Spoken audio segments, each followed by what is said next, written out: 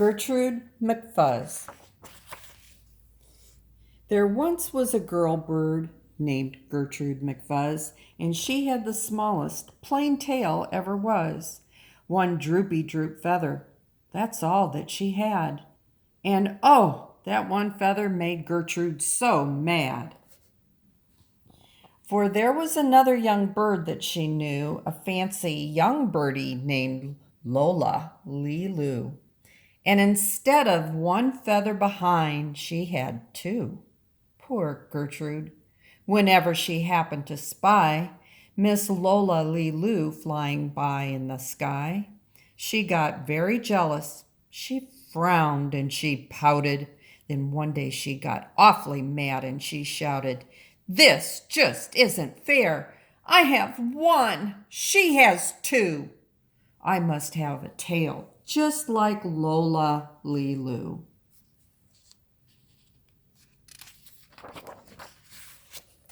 So she flew to her uncle, a doctor named Dake, whose office was high in a tree by the lake.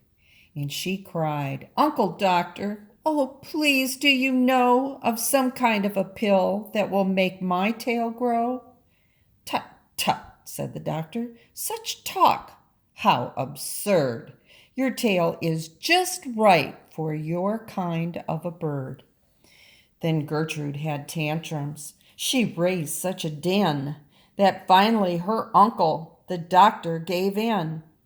And he told her just where she could find such a pill, on a pillberry vine on the top of the hill. "Oh, thank you," chirped Gertrude McFuzz, and she flew right straight to the hill where the pillberry grew.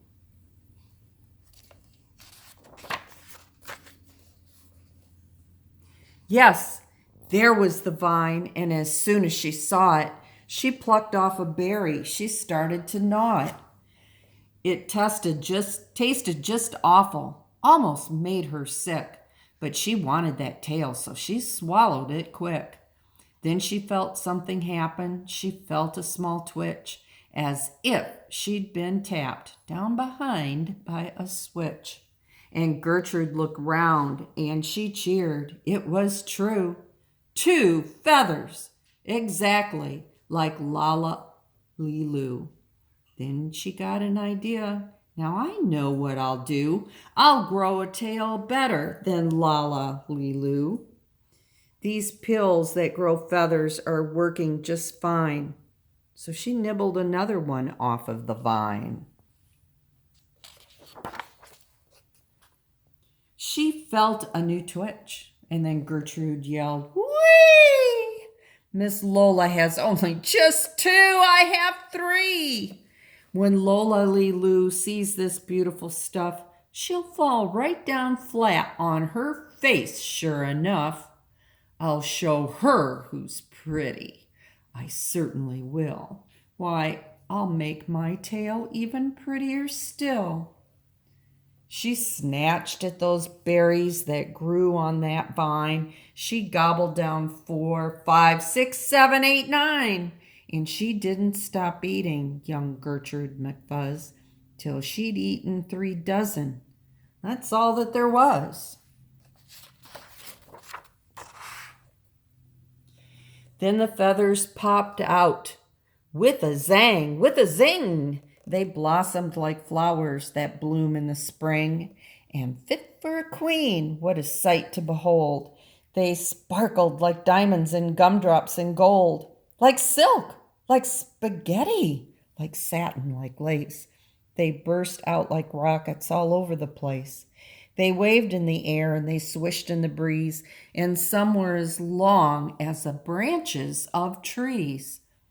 And still they kept growing. They popped and they popped until long about sundown, when finally they stopped. "And now," giggled Gertrude, "the next thing to do is to fly right straight home and show Lola Lee Loo. And when Lola sees these, why, her face will get red and she'll let out a scream and she'll fall right down dead." Then she spread out her wings to take off the ground, but with all of those feathers, she weighed 90 pounds. She yanked and she pulled and she let out a squawk. But that bird couldn't fly, couldn't run, couldn't walk. And all through that night, she's stuck on that hill, and Gertrude McFuzz might be stuck up there still. If her good Uncle Dake hadn't heard the girl yelp, he rushed to her rescue and brought along help.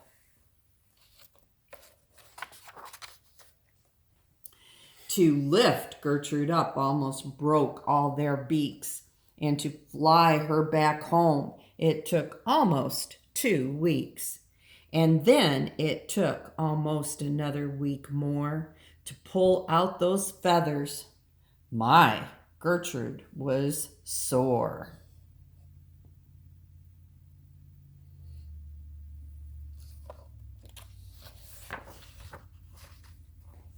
And finally, when all of the pulling was done, Gertrude behind her again had just one.